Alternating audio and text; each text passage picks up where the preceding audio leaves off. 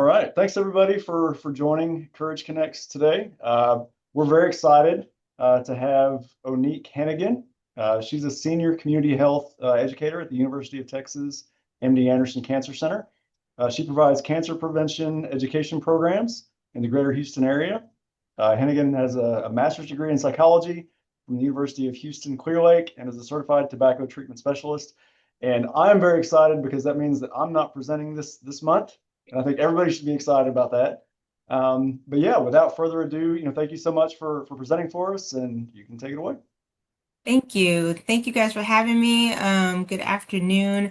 I'm extremely excited to join you guys today. I'm going to go ahead and share my screen so that I can get started. Like you said, my name is Onique. I've been with MD Anderson for I think year 16, so I've been there for a while.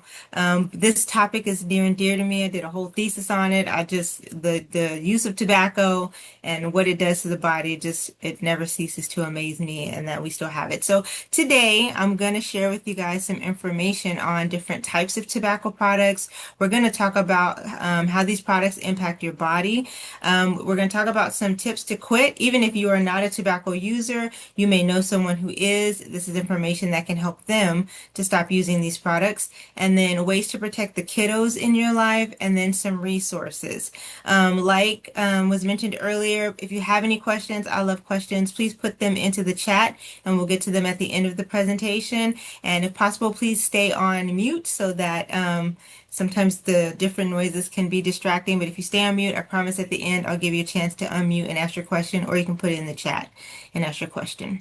All right, so we'll get started. The reason why MD Anderson takes the use of tobacco so seriously is because we know that tobacco use is the single most preventable cause of disease, disability, and death in the United States. Tobacco use really does kill a lot of people, but people often underestimate how dangerous tobacco use is. You may know someone who's been using these products, you may have seen someone who's been using these products for years and they seem fine, but you can't see all the damage that's happening inside the body. But tobacco use damages your body, and it kills a lot of people. We know that there is no safe form of tobacco. There are many myths out there that tobacco companies try to spin, but every single form of tobacco is dangerous. And then just to highlight how many people die from the use of tobacco, we know that tobacco causes more deaths than car accidents, suicide, alcohol and drug abuse, homicides, and AIDS combined. Again, it kills a lot of people, and people just, the damage is done to the body slowly, so they really don't see all of it happening until it's too late, but it really does kill a lot of people. Now, before we get into the meat and bones of the presentation, I just want to make sure we're all on the same page. We're talking about tobacco. If you did not know, tobacco is a plant. It's a natural plant. It grows all over the world wherever conditions are right. Tobacco plants create their own self-defense mechanism. They create their own bug poison to keep bugs from eating them. But we are not bugs, right? So that chemical that it creates is called nicotine. When nicotine gets into our body, it goes straight to our brain, and it is highly addictive in our brain. But nicotine in general is, as designed, is a bug poison. All right. So throughout the presentation, you're going to hear me say tobacco a whole lot. You're going to hear me say nicotine a whole lot. Please remember that they are not the same thing. Tobacco is the plant. Nicotine is the bug poison that's highly addictive when it gets into our body. All right, so with that, we're going to get into different types of tobacco products, and we're going to start with the oldest types. Those are the combustible types, things like cigarettes, cigars, cigarillos, bidis, and hookah. In a cigarette, we know that it is tobacco leaves that have been dried and processed with thousands of chemicals, and then it's wrapped in a special type of paper, which is white. It can be manufactured, it can be hand rolled, it can have a filter, it may not have a filter, but that's essentially what a cigarette is. Cigars are pretty much the same thing, except the outside of a cigar is not a special type of paper.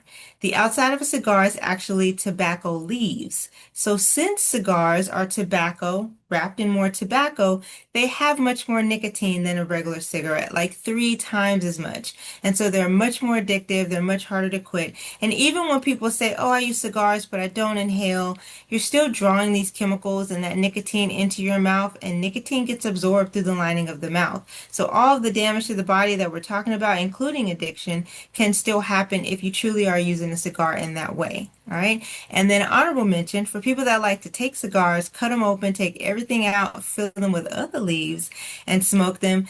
Oftentimes they don't realize that they are still a tobacco user because the outside of a cigar is tobacco leaves. All right. And then the last one on the list is hookah.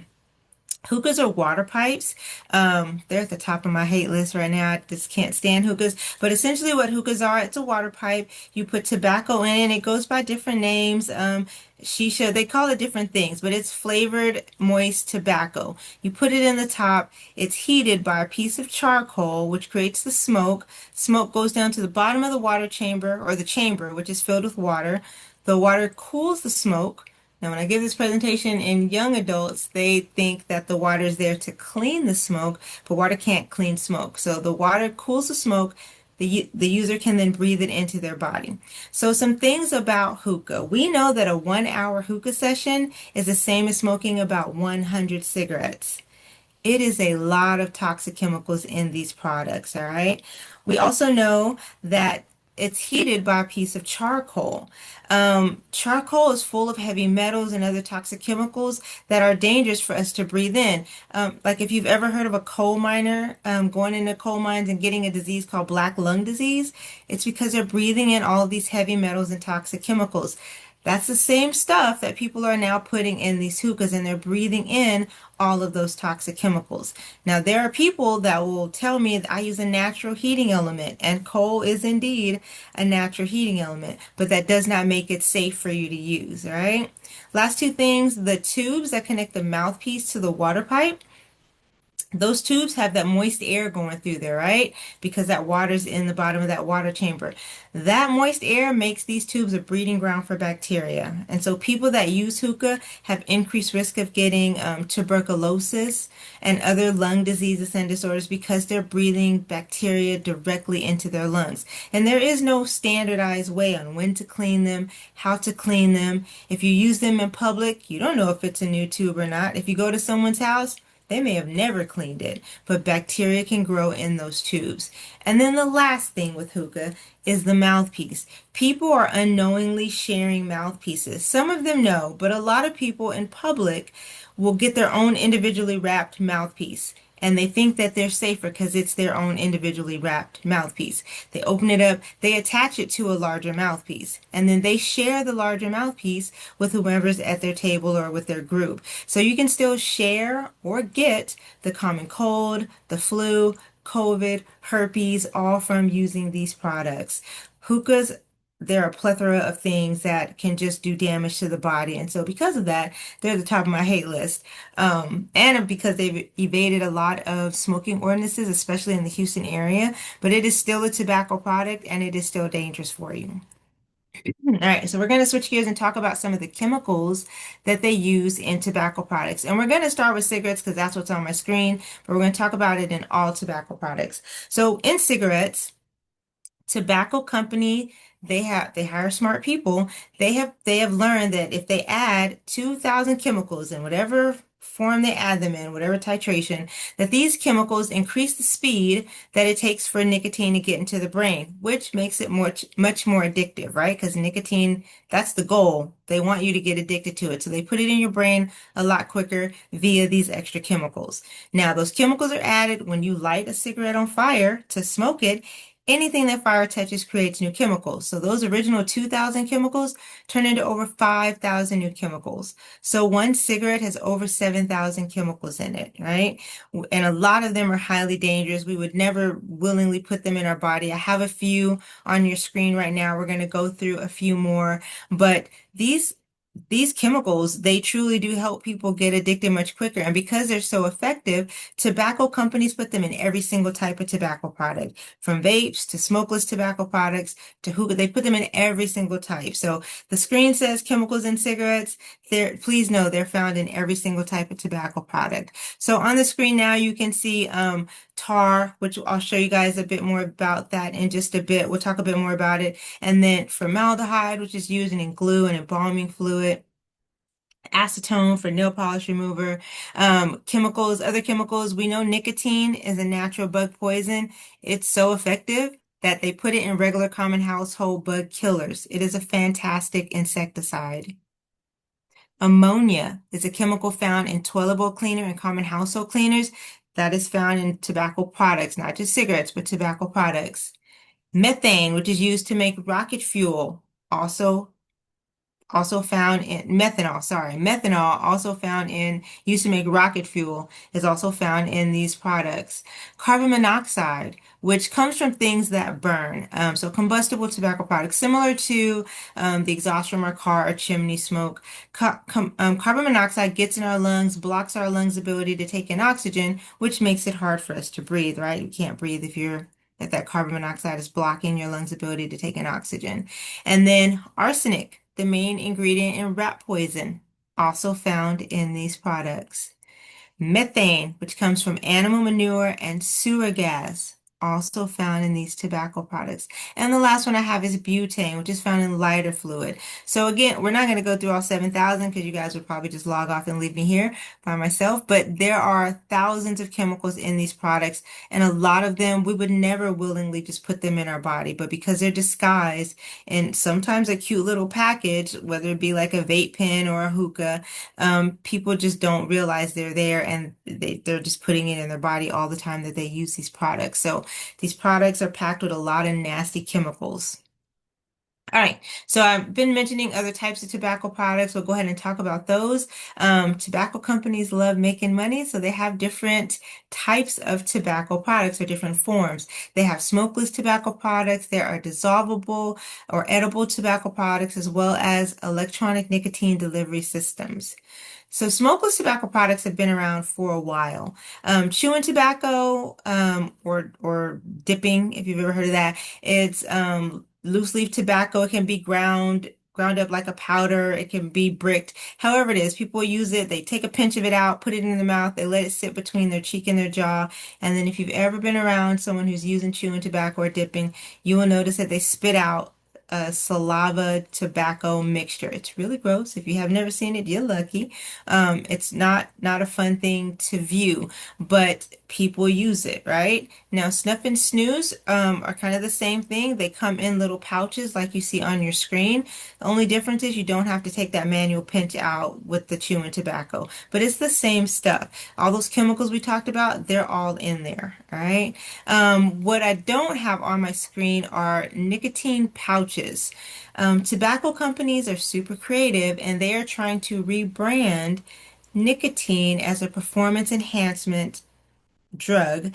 And so they're promoting these nicotine pouches, and they look like snuff or snooze in the little pouches, but they're completely white. They look bleached white. They don't look harmless, but it's still a form. It's still considered a tobacco product because it's made with synthetic nicotine. People think there's no tobacco, there's no nicotine, and that's what they're marketing them as, tobacco free, nicotine free, but they are made with synthetic nicotine. That is nicotine that is made in a lab versus nicotine that they've taken out of a plant. But synthetic nicotine works the same way nicotine from the plant does. It's still highly addictive. In order to get you addicted, they still have to put those other nasty chemicals in there. And so those nicotine pouches, tobacco-free, nicotine-free pouches, they still have the same stuff that regular tobacco products have. So they are still considered a tobacco product, which means they are not safe for you. All right. Dissolvable tobacco products are not as popular, but those are products that have been ground up and shaped kind of like the pellets you see on your screen. And then you put them in your mouth, you let them dissolve on your tongue. Nicotine gets absorbed through the lining of the mouth, and then you just swallow everything. Again, those are not very popular in Texas, but they do exist, but they're still considered a tobacco product, still not safe for you. The last one we're going to talk about are the electronic nicotine delivery systems, or ENDS. And there are two different types. There's vaping and there's IQOS. Vaping is wildly popular, and so we're going to come back to vaping in just a moment, but I want to spend a second on the IQOS. IQOS is a bit newer. They just received FDA marketing in like 2025 to market IQOS, in the United States. And so I know there's been a big push in certain parts of Texas, like Austin, where they're pushing these IQOS. But essentially what they are is that they are electronic devices that look like a vape. They look like a regular vape or electronic cigarette, but they're electronic devices. And instead of using e-juice or e-liquid, you put in what actually looks like a cigarette. So this device, you put the cigarette in, you turn it on, it heats up the cigarette. Instead of you burning the cigarette with fire, this electronic device now heats it up, creates an aerosol. It's still a cigarette. It's still full of all these toxic chemicals that we talked about. It's still highly addictive. They're marketing IQOS as a high-tech, techie, gadgety type of thing. And so they're not marketing it the same way they market other tobacco products. It's not just at every corner store, at eye level with kids. They're being marketed as something like a luxury high-tech device. So don't be fooled. It's still a tobacco product and it is still not safe for you. Vaping, we're going to come back to vaping, but before we get into vaping, I want to talk about some of the dangers of using these products on your body. So we know that using these tobacco products increases your risk for cancer, right? 30% of all deaths from cancer are attributed to someone who uses a tobacco product. We know that 80% of all lung cancer diagnoses are attributed to someone that uses a tobacco product. 80% is a really high number when you consider it could have been prevented had they not been using these products. In addition to cancer, you're at an increased risk for heart disease. Now, there's a huge discussion going on, offline where people are like, oh, nicotine can't give you cancer, and the debate is still out about that. But what nicotine does is it's a stimulant on your heart, meaning it makes your heart beat really fast. In addition to your heart beating fast, it constricts your blood vessels in your veins, so your heart has to work harder to get oxygen to the rest of the body, which in turn increases your risk for various types of cardiovascular diseases, heart attacks, strokes, all things related to your cardiovascular system are damaged if you are using these products. Using these products also increases your risk of various lung diseases like emphysema and COPD, as well as increased and worsening asthma attacks. In ladies who have babies, if they are using any type of tobacco product, we know that they tend to have babies that are born at a smaller weight, making it harder for that baby to survive and to be healthy. And then using these products can lead to diabetes. If you are not diabetic and a tobacco user, you are at increased risk of getting diabetes because of that tobacco use. If you already have diabetes and you are a tobacco user, you tend to have more complications from the diabetes. So more cases of like circulation problems, so loss of limbs, more problems with eyesight being affected or losing that eyesight. Your body's already struggling to regulate itself, and when you add in tobacco, it just makes it a lot harder. All right. So now we'll switch to e-cigs and vapes. Give me a thumbs up or raise your hand or, think it out, whatever. If you think that e-cigs are a good way to quit smoking. Does anybody think that? I can't see y'all, so I don't know if y'all gave me a thumbs up or not. But hopefully I did not get any thumbs up because that is false. E-cigarettes are not a good way to quit smoking. Most people that use e-cigarettes as a way to quit smoking either switch and become a vapor or they become a dual user. They vape and they smoke. It is using e-cigarettes does not break a nicotine addiction, right? And so it is not effective at helping people to quit smoking. We're going to talk about some effective methods a little bit later, but we'll get into what vaping devices are. They go by a ton of different names: e-cigs, e-mods, e-hookahs, vape pens, tanks, whatever. They go by a ton of names, but essentially what they are is a battery-powered devices that heat up a liquid into an aerosol. So that liquid, e-juice, they call it e-juice, e-liquid, it contains nicotine, it contains flavorings, it contains those chemicals that we talked about earlier, and some of them contain sugar to go with that flavoring, right? And so there's no water. They don't create a water vapor per se. They create an aerosol. But we know that the e-liquid or that e-juice usually contains nicotine. And we're finding that most vapes and e-cigs actually contain more nicotine than regular cigarettes. So some of the newer vapes, disposable vapes, have the same amount of nicotine as 5 to 20 packs of cigarettes. There are 20 cigarettes in a pack, but 5 to 20 packs worth of nicotine in one vaping device.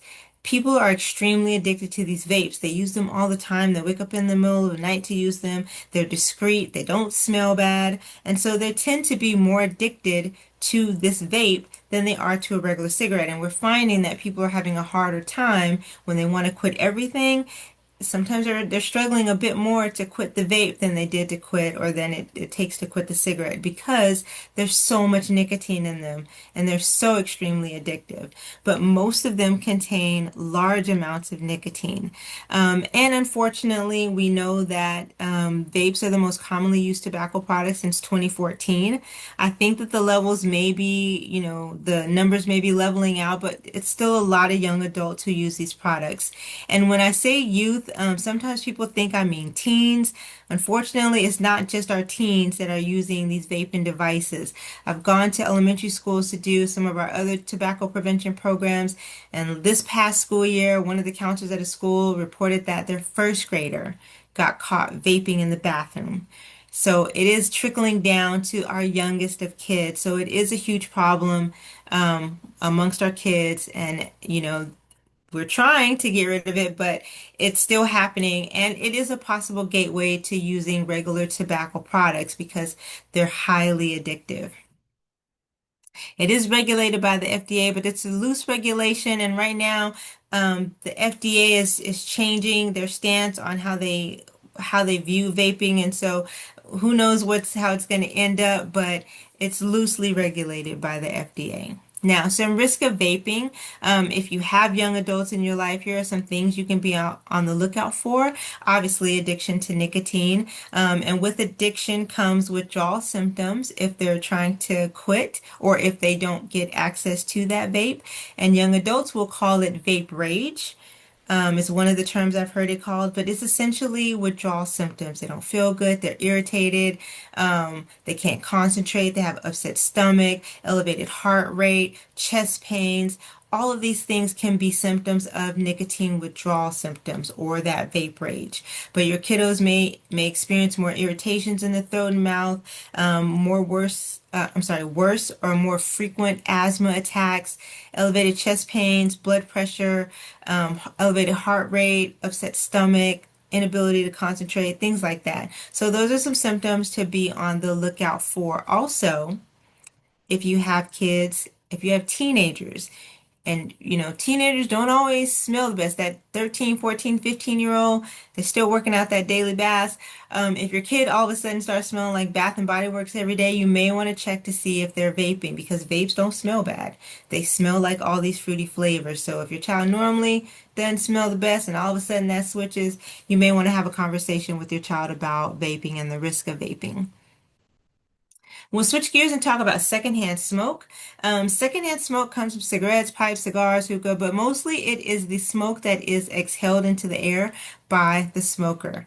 Unfortunately, secondhand smoke is also dangerous. It is known and proven to cause cancer. It has a lot of cancer-causing agents in it, and we know that there is no safe amount. Ventilation doesn't work. It has a huge impact on children. It increases the asthma attacks that they have. It increases sudden infant death syndrome. And we know that if you're smoking inside of a house, a car, that smoke gets on everything with pores. Carpets, ceilings, walls, curtains, it gets on everything. And so you may try to open a window and let the air, flow through, but those toxins are still on those surfaces. And so you or your family or your kiddos will be breathing in that third-hand smoke long after you've put that cigarette out. Now with vaping, vaping is not considered a smoke, so it's not a smoke, so they don't lump it into secondhand smoke. Because it's an aerosol, they call it secondhand emissions. Now in secondhand emissions from these vapes, they have found a lot of toxic chemicals like formaldehyde, benzene, which has been linked to cancer, nicotine particles, heavy metals, things like that, that people are now breathing in, and it doesn't smell so bad. The vapes have a fruity smell, but you're breathing in toxic chemicals. So even if you are not the one vaping, but you are around someone vaping, you want to stay away from that as well because you're still breathing in a lot of these toxic chemicals. All right, so we will switch gears. I want to touch on cancer because we're MD Anderson Cancer Center, and I want to make sure you have the basics about cancer. Cancer is not like a single disease. It's a group of more than 100 diseases, and it happens when there is an uncontrolled growth of abnormal or unhealthy cells, kind of like what you see on your screen. These cells build up and they form what we call a tumor. Now, not all tumors are cancerous. Some of the tumors are benign, meaning they don't spread, and they don't pose a threat to life. But there are tumors that are malignant. They do spread to the rest of the body, and they do pose a threat to life. Right? Now, cancers are named according to the part of the body where they're found, or where they begin, not where they're found. So if someone has lung cancer, but it spreads to the breast or the brain, they have lung cancer. Right? But that is essentially what cancer is. And so now we're going to switch gears and talk about cancers linked to using tobacco products. So give me a thumbs up if you think tobacco use only causes lung cancer. And again, I cannot see you, so I hope I got no thumbs up on that because it does not only cause lung cancer. Using tobacco causes many different types of cancers in the body. Lung cancer is at the top of the list because we know 80% of all lung cancer cases are attributed to someone using a tobacco product. But ladies can get cancers in their cervix. Everyone can get cancer in their mouth, their throat, their esophagus, their pancreas, their kidney, their bladder, their stomach, even their nose and sinus cavities. You can get cancer there from using these products. And so it's preventable, a lot of these cancers could be prevented if people just weren't using these products. And then I want to highlight again just how bad lung cancer is and how difficult it is. So every year, newly diagnosed cancer cases in men, the most commonly diagnosed cancer in men is prostate cancer, followed by lung, colorectal. In women, breast cancer, followed by lung and colorectal. So those are newly diagnosed cases.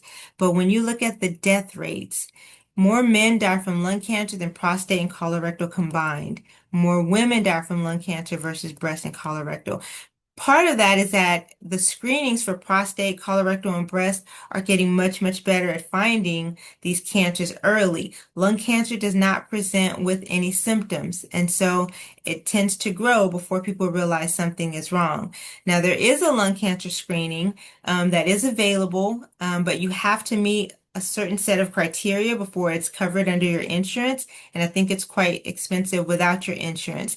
It's done via a low-dose CT scan, and how they calculate if you're eligible, they call it a pack your history, which equates to a pack of cigarettes a day for 20 years. So 20 cigarettes a day for 20 years, whatever formula that breaks down to. So if you are a 2-pack a day smoker for 10 years, you would meet the criteria, right? So however they figure that out, at that point, you could get a lung cancer screening.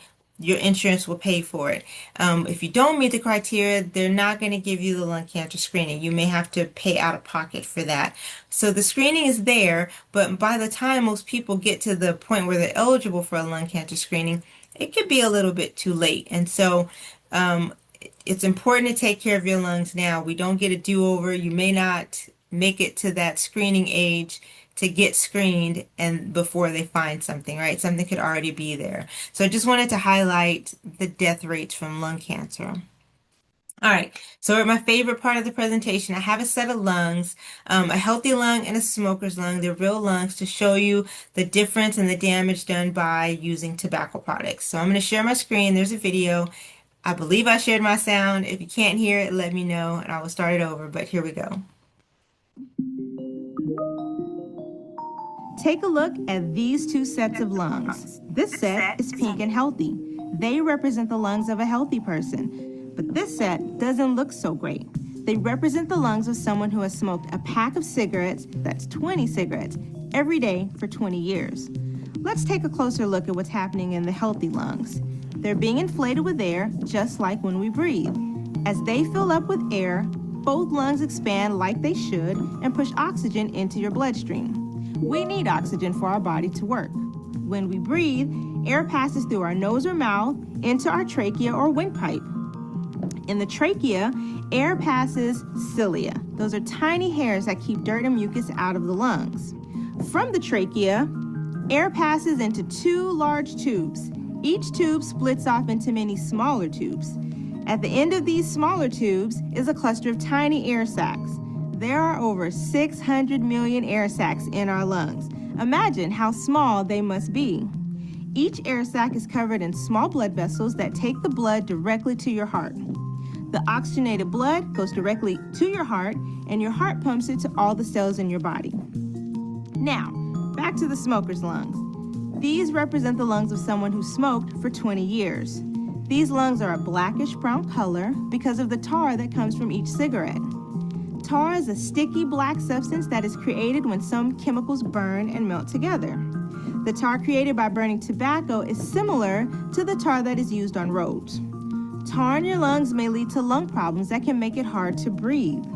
Even though vaping doesn't force tar into your lungs, it does cause your lungs to get inflamed and clogged with blood, pus, and other fluids. The chemicals in cigarettes also cause lung cancer.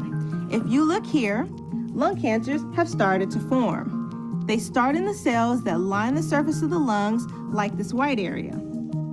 The lower portion of this lung doesn't inflate. That is what lung diseases like COPD and emphysema look like. People with these diseases find it hard to breathe, and they struggle with even the smallest, easiest activities like walking. Which set of lungs would you like working for you? The choice seems pretty clear. So I love that video because I always like to just remind people that if you don't remember anything I say during this presentation, please know that if you are using these products, you are damaging your body in ways that you cannot see. You can't take your lungs out and check them, can't take your brain out and check it. Like, you just don't see how much damage you're doing to your body, but you are damaging your body. All right, so we're going to switch gears and talk a little bit about the money that people spend on these products. Now, this presentation is a bit old.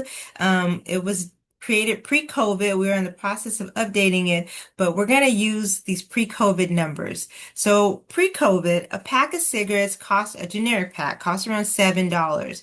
So if you are a pack-a-day smoker and you give tobacco companies $7 a day, in a week, you have given those tobacco companies almost $50. In a month, over $200. In a year, over $2,500. But look at how much money you give them in a 10-year time frame, over $25,000. And that was at $7 a day. Generic packs of cigarettes now are upwards of $10, $12, $13. But you are giving tobacco companies a lot of money, which allows tobacco companies to turn around and spend a lot of money on marketing and advertising. They target young adults, they target special populations. They spend over $23.5 million. That figure hasn't been updated, but over $23.5 million are spent by tobacco companies daily on marketing and advertising. They make billions of dollars, and this is how, because people pay for these products, right? Because they're addicted to them.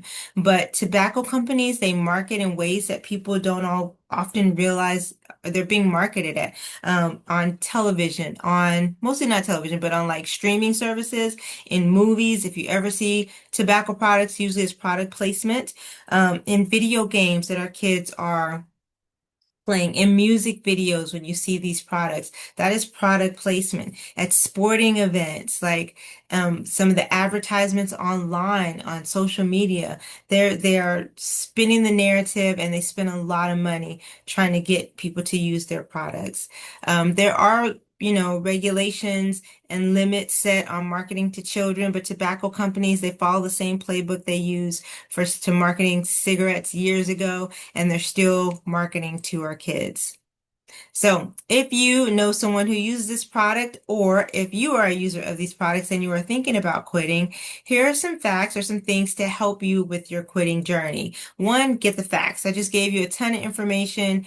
Luckily, this is being recorded so you can rewatch it. If not, you can go to reliable sources, get the facts about quitting. You want to set a quit date, you want to get some support, and you want to be kind to yourself. It takes people upwards of 11 serious attempts to successfully quit. And so make a serious attempt. Now, I always strongly recommend that people start with their healthcare provider.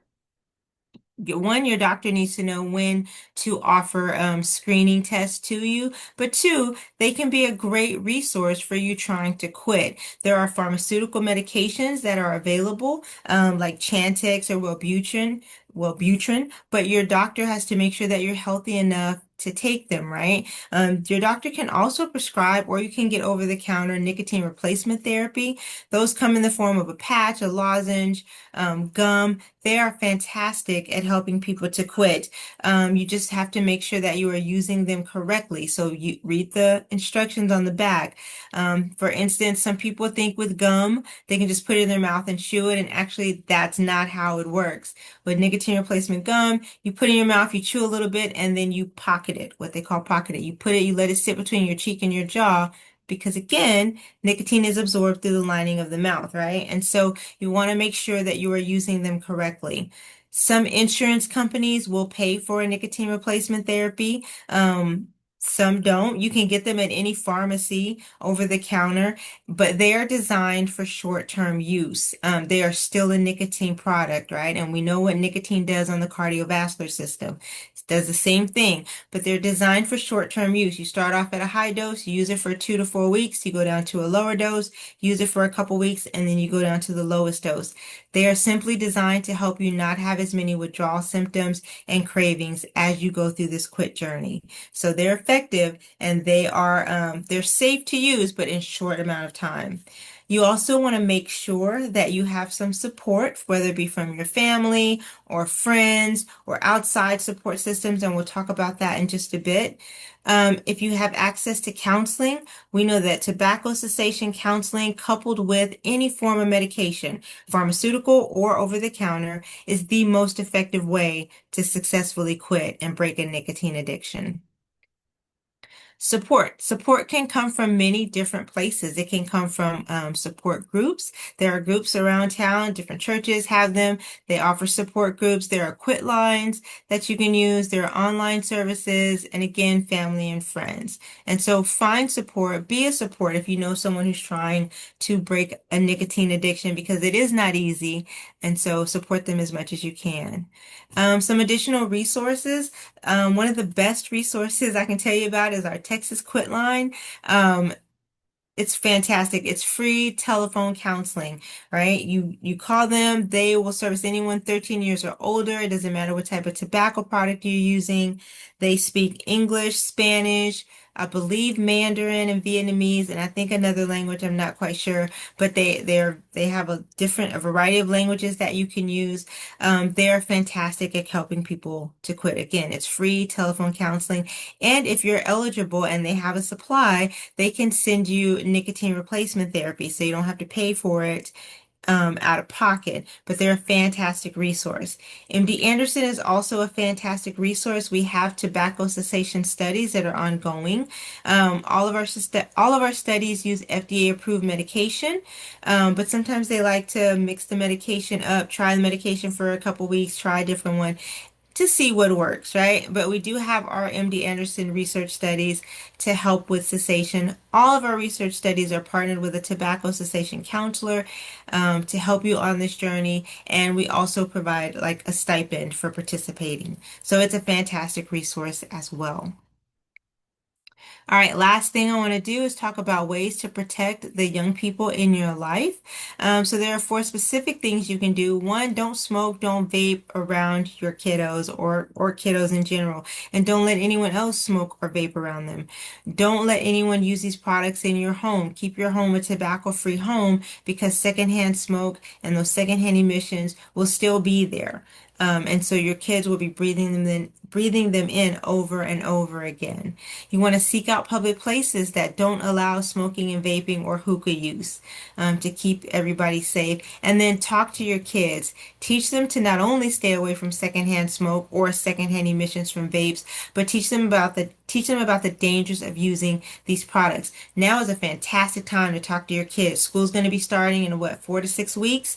If you can talk to your kids and have some open, honest conversations with them, and you do provide the factual information, they will be less likely to try it at school when their friends are telling them something that's inaccurate and not true. Now is a great time to start having conversations with your kids about the dangers of these products, right? And that's pretty much it. That's my whole presentation. I just wanted to make sure everyone is aware that MD Anderson offers these free programs on cancer prevention. We have a host of topics. If you guys are interested in another topic, the website's there. You can see a bit of the topics that we cover, but you can always schedule a program. And again, we are free. And then the last thing before we get to questions is if you are in the Houston area, if you are able to donate blood, we ask that you please donate blood, especially cancer patients, especially during the summertime, have access to less blood. And so we are always asking people if they would be willing to donate blood. And so now we've gotten to the question section. Does anybody have a question for me? And I'm going to stop sharing so I can see everyone. Do we have any questions? So I see Trevor asks, has there been a resurgence in smoking rates? I feel like there were many years where it was dropping. If there has been a resurgence, is it likely that electronic delivery options played a role? So yes, the use of traditional cigarettes is still on the decline. It's still at a low, but there are a lot of people, young adults, who are vapors using those electronic delivery systems, and they become dual users, right? They may switch to cigarettes because they're so addicted. And so we're finding that young people may be more willing to try cigarettes. But as a country, we're still at a pretty low level of smoking compared to previous years. But it does appear that we may get a bit more of a resurgence from it just because kids are so addicted to these vapes. Are nicotine replacements suitable for teens trying to stop vaping? That is a question that you would probably have to talk to your doctor about. It's something that's individual. Again, nicotine replacement therapy is still nicotine, right? And so you don't want your kids exposed to even more nicotine, even though it's designed to be short-term use. I tell everyone, talk to your kid's doctor to make sure that they're okay. There are some fantastic programs out there that are like behavior modification type programs. They're text message based to kind of help kids. One of them is Become an X, be an X, be an EX. And if you go to that website, you can sign your kids up, or your kids can sign up for online counseling. I would say counseling and your primary care physician would be the best one to decide if a nicotine replacement therapy is suitable for a teen. Quitting vaping is extremely hard, and so behavior modification is definitely needed. Now, if your kids are going through a vape rage or they're going through those withdrawal symptoms, there are some things that you can do to kind of help, your kids deal with it. It's tough, but there are some things that you can do, and so you'll have to kind of look those up with your kid. But just remind anyone that's trying to quit that withdrawal symptoms or those vape rage, they're temporary. They peak at 24 to 48 hours, and most are gone within 2 to 4 weeks. And so if they can just make it over the hump, then they're more likely they'll be able to successfully quit. But it's strongest the first 48 hours. After that, they start to taper off. So I strongly recommend tobacco cessation counseling and your primary care physician. Does anyone else have a question for me? Those are some great questions. Well, you guys were a fantastic audience. Thank you for letting me come and join you today. And thank you for listening to me give my spiel. I appreciate it. If you have other questions, you can always reach out to MD Anderson. We have our prevention little chat box you can go into, or you can call us if you have questions about anything. So thank you for letting me join you. Awesome. Yeah, thank you so much. This was really informative. I did not know that hookahs were so disgusting. So that's new. It's good to know. Yeah, but I feel like I learned a lot, and I think that our patients did as well, and our extra specialists too. So thank you. Thank you. You guys have a good rest of your afternoon. All right, you as well.